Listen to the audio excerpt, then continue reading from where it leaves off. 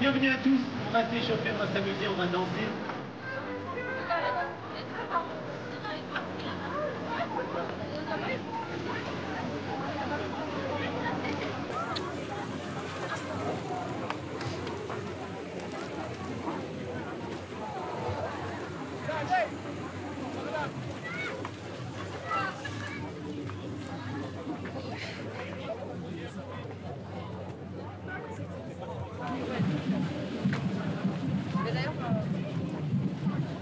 Ici, aujourd'hui, l'association Odyssea organise une course contre le cancer du sein.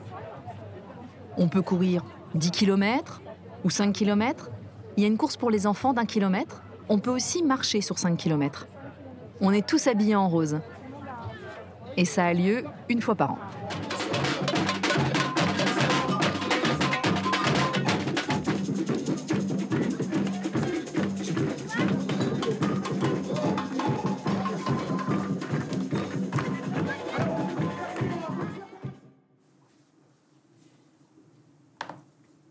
Je suis Ariane. Et je vais vous parler de quelque chose qui n'est pas rien. Ça demande du courage, mais j'en ai. Alors je reprends. Je suis Ariane. Je suis sourde, je m'exprime en langue des signes. Je suis une femme, mère de 2 enfants, traductrice. Oui, c'est mon métier. Je fais du théâtre, j'aime la vie. Jusqu'à présent, je menais une vie normale, comme tout le monde. Mais depuis 1 mois et demi, ma vie a totalement basculé. J'ai un cancer du sein. Je vais subir l'ablation de mon sein. On va me l'enlever, le jeter, poubelle.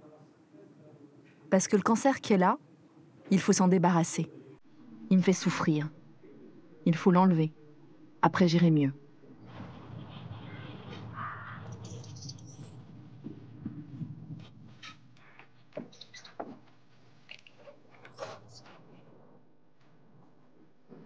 Je me rappelle de l'émotion qui m'a envahie. La première chose à laquelle j'ai pensé, c'est à mes enfants. Qu'est-ce qui va se passer pour eux? Parce que le cancer, ça te laisse entrevoir un avenir qui... Non, même pas un avenir. C'est tout de suite la mort que tu vois. J'ai un cancer. Qu'est-ce que vont devenir les enfants? Je l'ai tout de suite dit à leur père. Il fallait faire quelque chose pour eux. C'était la panique. Il fallait que je me pose.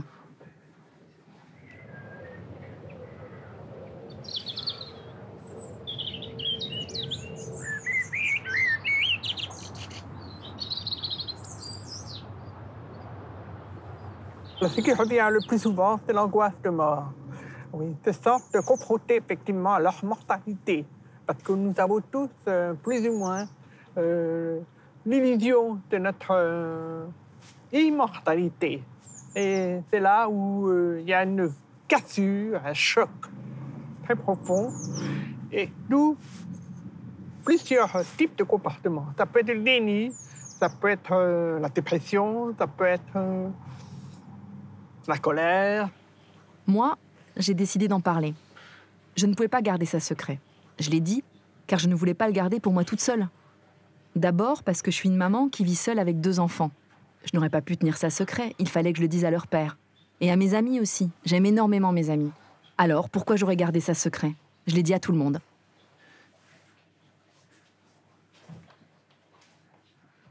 Et quand je l'ai dit à mes amis, même s'ils m'ont énormément soutenue, j'ai bien vu qu'il y avait des limites.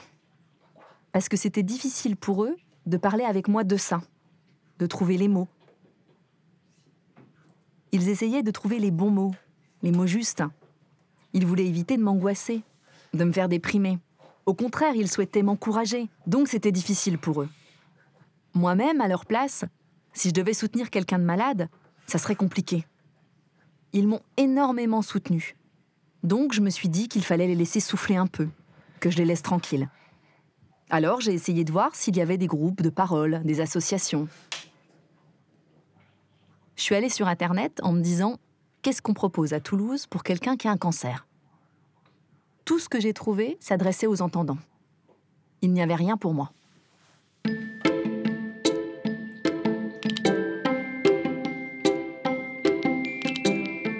Alors voilà, aujourd'hui je lance cet appel vidéo pour vous dire « Ne vous battez pas tout seul ». Il y a plein de personnes sourdes atteintes du cancer. Rassemblons-nous, créons des groupes. Moi, j'habite Toulouse. On peut imaginer organiser des rencontres, faire des activités ensemble.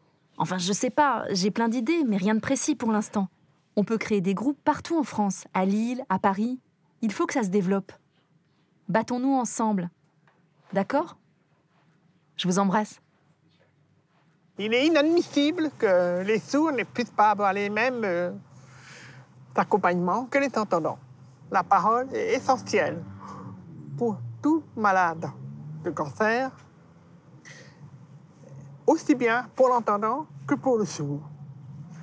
Et on sait que pour les sourds, il n'y a aucun cadre possible pour pouvoir se libérer par la parole, puisqu'ils sont en face des professionnels qui ne connaissent pas la langue des signes. Et ça, il faut changer.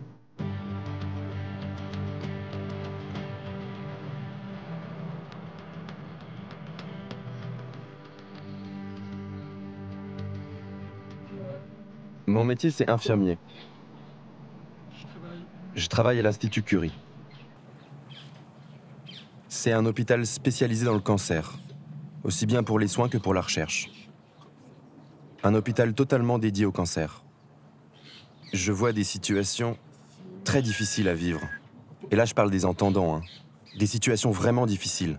Alors j'ai pensé aux sourds, pour lesquels c'est encore pire, à cause du manque d'accessibilité.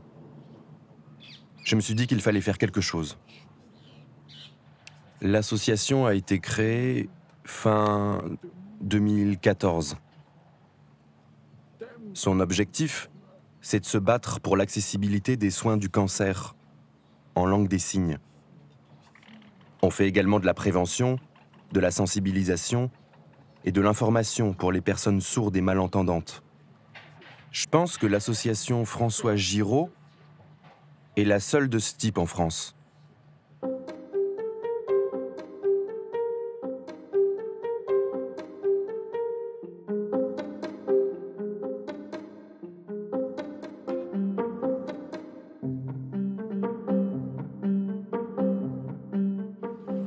En 2016, on a créé des groupes de parole. Des groupes pour les femmes, des groupes pour les hommes, et des groupes pour la famille, les amis et les proches. Parce que c'est important aussi pour eux. On a donc proposé ces 3 groupes, mais finalement ça n'a pas marché. Il y a 2 raisons possibles à ça. Ou bien on n'a pas suffisamment communiqué, ou alors on touche à un tabou. La solution à laquelle on a pensé, puisqu'aujourd'hui on vit dans un monde moderne, c'est d'utiliser Internet. Et justement, à ce moment-là, l'entreprise Sourline a proposé de nous offrir une plateforme d'écoute à distance. Ça, c'était vraiment génial. Parce qu'on peut vraiment toucher Paris, les grandes villes, la province et même les dom-toms.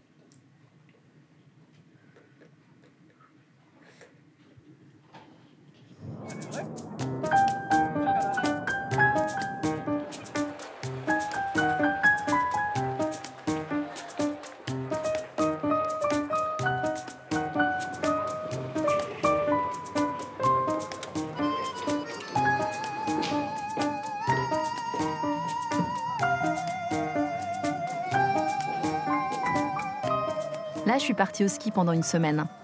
Les enfants s'y sont remis, ça s'est très bien passé. Mais par contre, physiquement, j'ai souffert. J'étais crevée. Est-ce que tu crois que ça peut venir du traitement ? que ce sont des effets secondaires. Parce que, waouh. Oui, justement, je ne sais pas si tu sais, mais lors de la conférence en octobre dernier, il parlait des effets secondaires. Et il y avait notamment cette femme sous traitement long qui avait un problème articulaire. Et en fait, on ne peut rien faire. Donc ça génère des problèmes importants, articulaires ou sexuels. Et pour la reconstruction mammaire, Ah oui, et t'en es où au fait?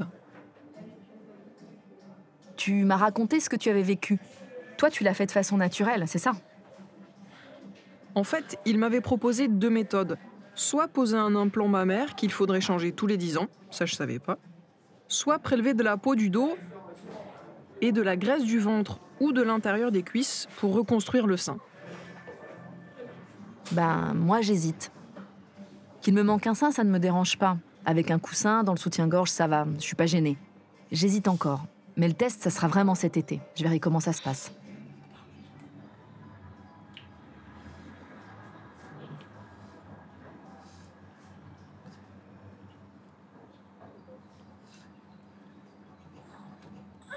J'ai rencontré Ariane par une amie. À ce moment-là, on formait déjà un trio. Et c'est cette amie qui m'a parlé d'elle. Elle l'avait croisée dans le train, elles avaient discuté. Ariane était très inquiète, alors mon amie m'a demandé de la voir pour la rassurer. Et voilà, c'est comme ça qu'on s'est connus. C'était au bar Chapristi, je crois. C'est là qu'on s'est rencontrés. Ah oui, c'est le bar à chat. C'est un bon souvenir, on a bien échangé. On se voit toutes les deux. Il y a ce petit groupe, c'est bien. Mais en fait, ce n'est pas vraiment un groupe de parole. On se retrouve dans les cafés, c'est sympa, on échange.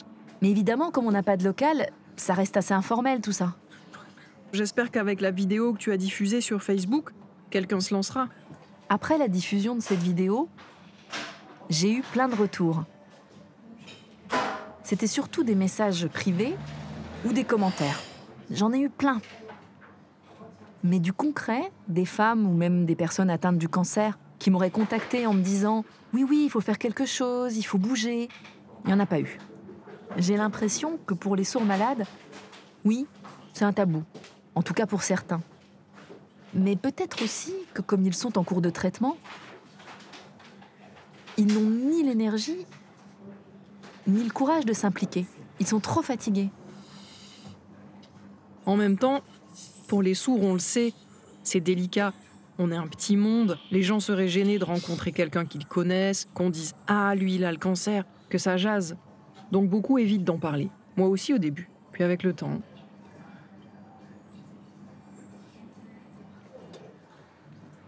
C'est vrai que pour le cancer du sein, il y a un lien qui se fait rapidement avec la vie sexuelle, la vie de couple, la vie de femme, la féminité, le corps.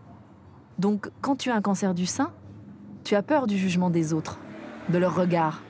Tu as peur d'entendre « Ah, tu as un cancer du sein. C'est parce que tu n'as peut-être pas fait assez l'amour. » Enfin, je sais pas. Pourquoi tu as le cancer? Qu'est-ce que tu as fait? Tu es puni. Tu as... Comment dire?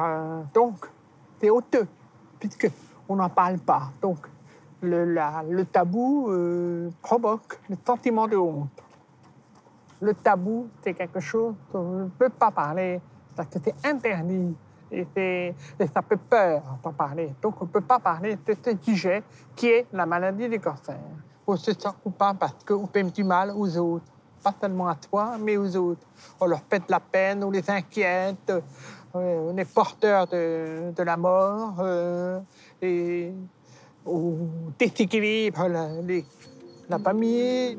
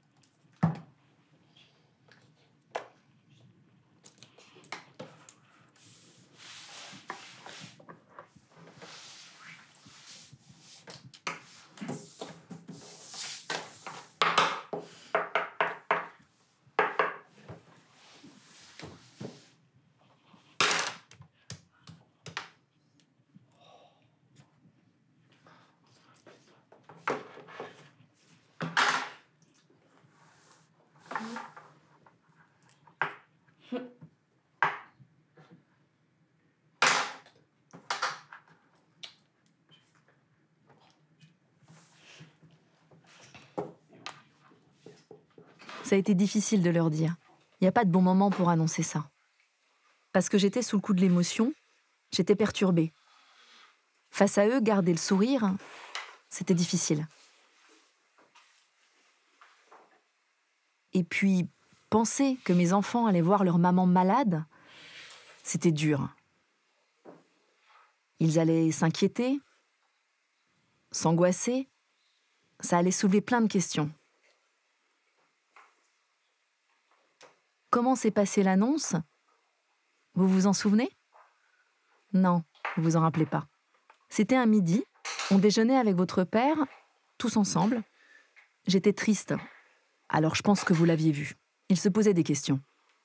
Et leur papa m'a dit, il faut leur dire, il faut leur annoncer. Donc j'ai dit, voilà, j'ai un cancer du sein. Et leur réaction, ça a été de la surprise. Ils ont arrêté de manger, ils sont restés avec leur couvert à la main.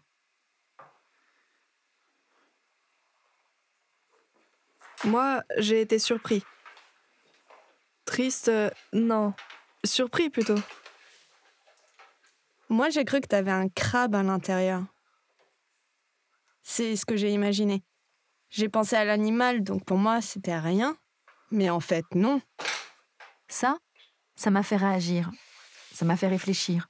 Comment annoncer ça à des enfants sourds? Ce signe du crabe pour dire cancer, ça ne va pas. Est-ce qu'il faut dire « le cancer, c'est une maladie grave » Mais dire grave, est-ce que c'est adapté aux enfants? Non. Est-ce qu'il vaut mieux dire que c'est une maladie qui va nécessiter beaucoup de soins? C'est difficile. Je n'y avais pas réfléchi. Et ce qu'elle m'a dit là a soulevé plein de questions.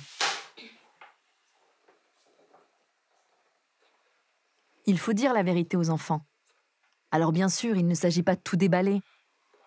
Mais il faut leur en parler, leur expliquer. Il ne faut pas leur cacher les choses. Sinon, ils se posent des questions. Ça peut provoquer des angoisses, des frustrations, de l'énervement, de la colère.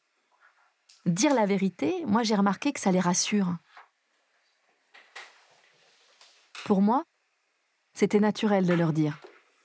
Parce que la vérité, ça fait partie de notre relation parent-enfant, de cette confiance mutuelle.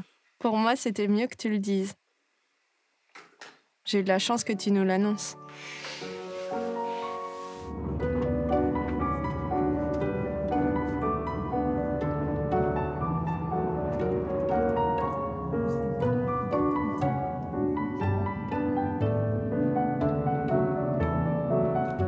Aujourd'hui, je vais à Paris.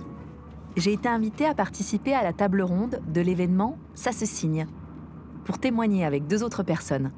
Il y aura également un animateur et une psychologue.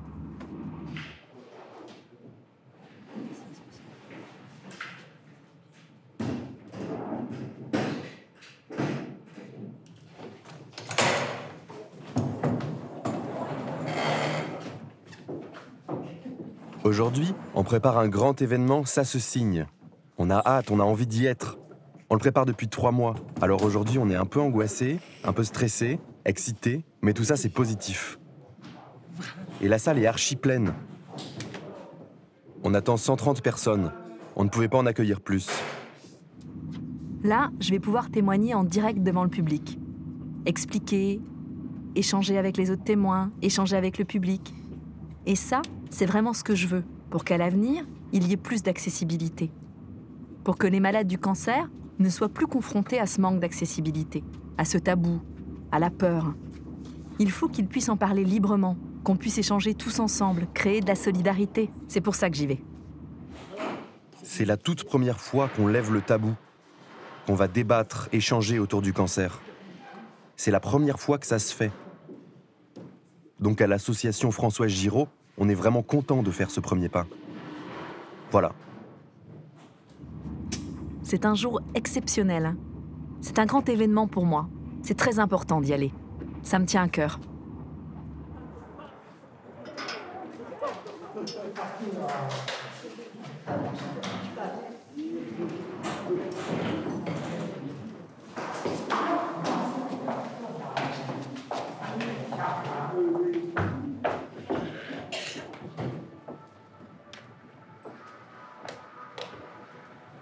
Voici nos 3 invités. Tout d'abord, Valérie Giraud.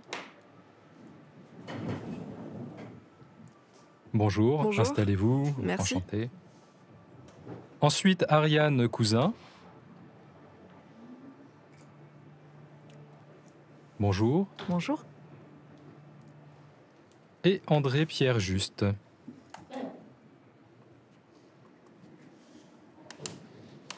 Bonjour. Je suis sûre que toutes les personnes atteintes du cancer se sentent malades en plus d'être sourdes. C'est une double identité qu'on portera jusqu'au bout. Moi, je me sens femme, je suis malade, je suis sourde. Ça fait 3 identités. C'est un bouleversement d'avoir une identité supplémentaire. On vous diagnostique la mort quand même. Alors, au fond de soi, comment on le ressent? Bien sûr, c'est vrai. Je suis d'accord avec vous. Ce mot, il est très violent. On vous annonce un cancer. Ce n'est pas rien quand même. Se dire « j'ai le cancer », tout de suite, la première pensée qui vient, c'est forcément la mort. Voie directe vers la mort. Cette pensée, il faut essayer de la mettre de côté. Il faut faire un travail sur soi, un travail psychologique pour l'évacuer. Il faut arriver à se dire « allez, portons un autre regard, prenons tout ce qui est positif ». Et comment parler de tout ça? Toi, tu as vu un psychologue avec un interprète? Oui. Oui. Tu peux nous raconter? J'en ai parlé parce que je voulais comprendre pourquoi ça m'arrivait à moi. Est-ce que ça venait de ma mère qui avait eu aussi un cancer? Il m'a dit que non. Non, ok. En fait, j'ai toujours été quelqu'un de généreux et j'ai eu l'impression que je n'avais pas eu de chance. Mais ça n'avait rien à voir non plus. Voir un psychologue, ça ne règle pas tout. On aura toujours cette peur en nous. La peur que le cancer revienne. Elle sera toujours là.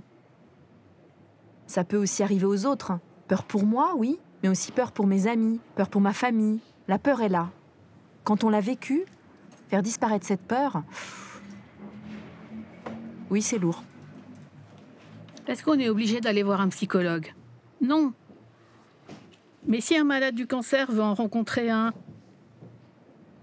a envie de parler, alors il faut la présence d'un psychologue. Il y a cette loi, qui date de je ne sais plus quand, qui impose la présence d'un psychologue dans tous les hôpitaux qui ont un service d'oncologie. Bien sûr, ça vaut pour les entendants. Mais pour les sourds, il n'y a rien. Et ça, c'est grave. Il faut se battre pour ça. C'est vrai. On a tous besoin de la langue des signes. Tous les sourds atteints du cancer ont besoin d'accessibilité pour se sentir à l'aise dans leur suivi. Avec le psychologue aussi, évidemment. Moi, je ne veux pas que les gens se sentent isolés et qu'ils se retrouvent face à ce mot de cancer sans en savoir plus. Non, il faut qu'ils aient accès à toute l'information, que ce soit clair pour eux, que chacun puisse trouver un pôle santé accessible en langue des signes, qu'ils soient bien accompagnés, tout simplement.